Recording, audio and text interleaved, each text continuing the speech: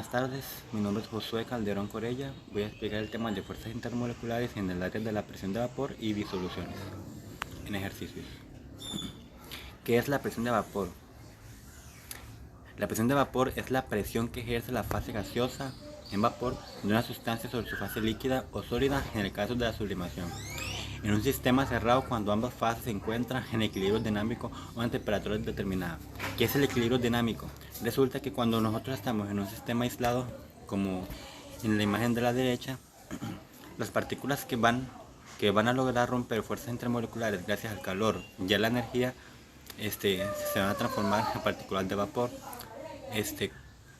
Resulta que mientras algunas partículas se transforman en vapor, algunas van a volver al estado líquido, y así van a estar. Unas se van a evaporar, otras se van a condensar. Unas se evaporan, otras se condensan, y eso se llama un equilibrio dinámico. La presión de vapor va a ser la presión que va a lograr que las partículas pasen al estado gaseoso y ejerzan fuerza sobre las paredes del envase que las contiene. ¿Cómo afectan las fuerzas intermoleculares a la presión de vapor?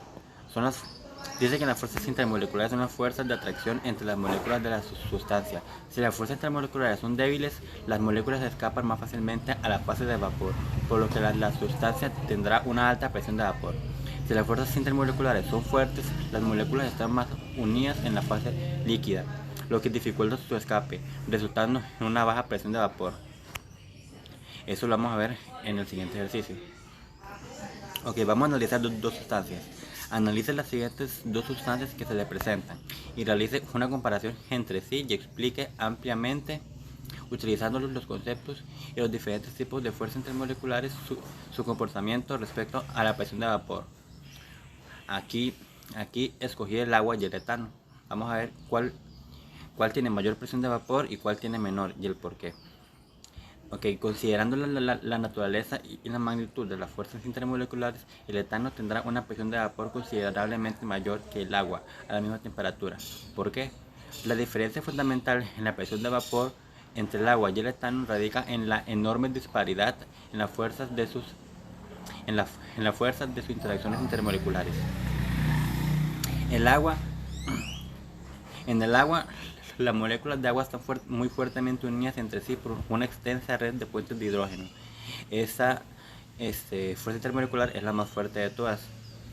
Estas son las fuerzas intermoleculares más fuertes. Para que una molécula de agua escape de la fase líquida y pase a la fase gaseosa, necesita una cantidad sustancial de energía para romper estos puentes de hidrógeno y otras atracciones.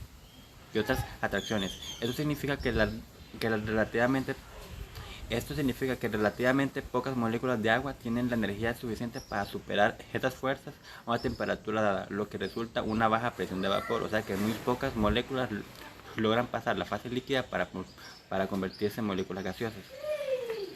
Son muy pocas a comparación del etano. ¿Y por qué? Porque las moléculas de etano solo están unidas por fuerzas de dispersión de London. Estas fuerzas son sumamente débiles.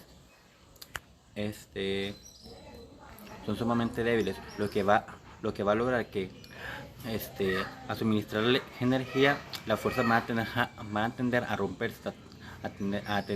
romperse tan fácilmente que van a pasar muy rápido a la fase gaseosa. Esto se llama volatilidad, si no me equivoco.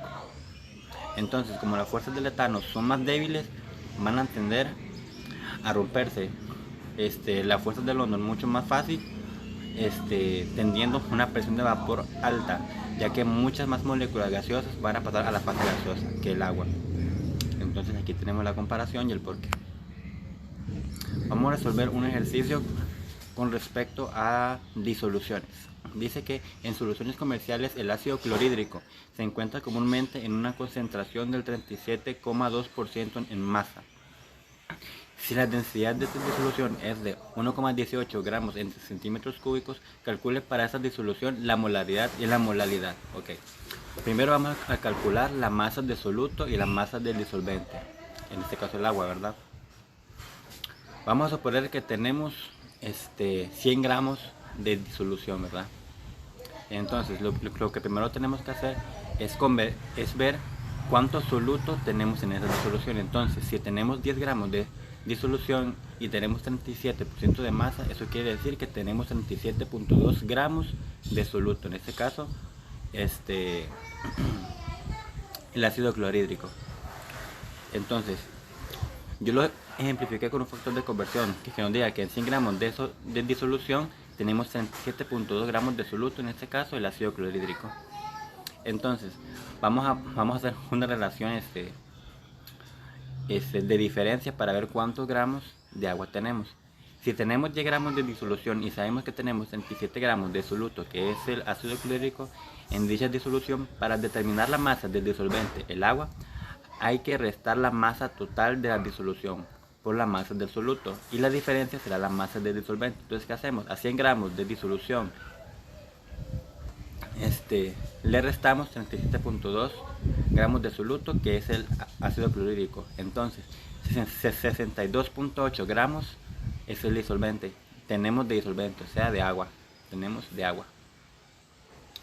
Entonces recuerden que para calcular la molaridad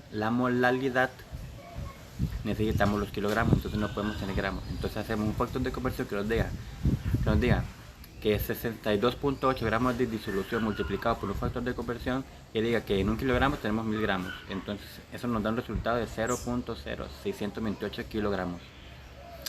Eso lo dejamos ahí por un ladito por ahora y calculamos ahora los moles de soluto.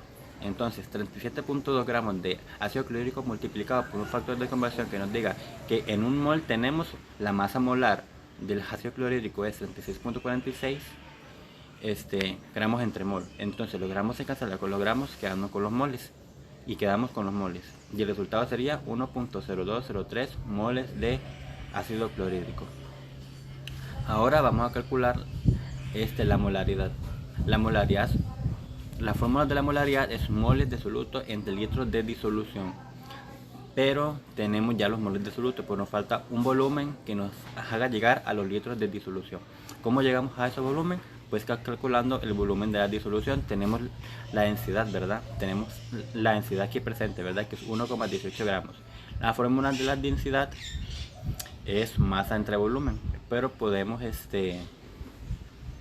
convertir esta fórmula a volumen, enviando el volumen al lado izquierdo a multiplicar y del lado derecho mandar la de densidad a dividir, quedando con la fórmula masa entre densidad.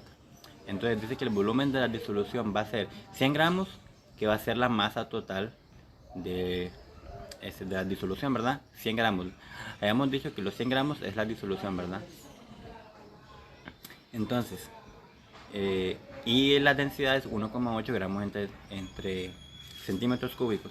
84, y el resultado es 84,7458 centímetros cúbicos. Pero no ocupamos centímetros cúbicos, ocupamos los litros, ¿verdad? Entonces lo que vamos a hacer es una conversión doble, se podría decir.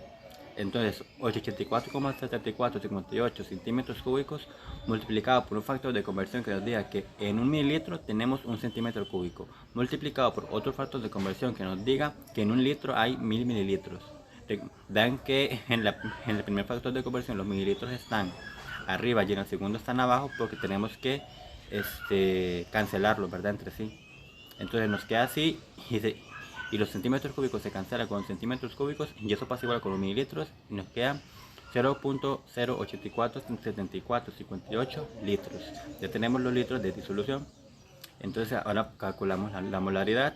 Los moles de soluto, 1.0203 moles de ácido clorhídrico dividido entre 0.0847458 litros, y eso nos da 12,04 molaridad. Ahora por último vamos a calcular la molaridad. La molaridad se calcula con los moles de soluto dividido entre kilogramos de disolvente, que ya lo tenemos. Sería 1.0203 moles de soluto, que es del ácido clorhídrico, y los kilogramos de disolvente sería 0.0628 kilogramos, que nos deja un resultado de 16.25 kilogramos. Ya tenemos el ejercicio resuelto. Estas son las referencias. Ok, listo. Estaríamos entonces. Gracias por la atención.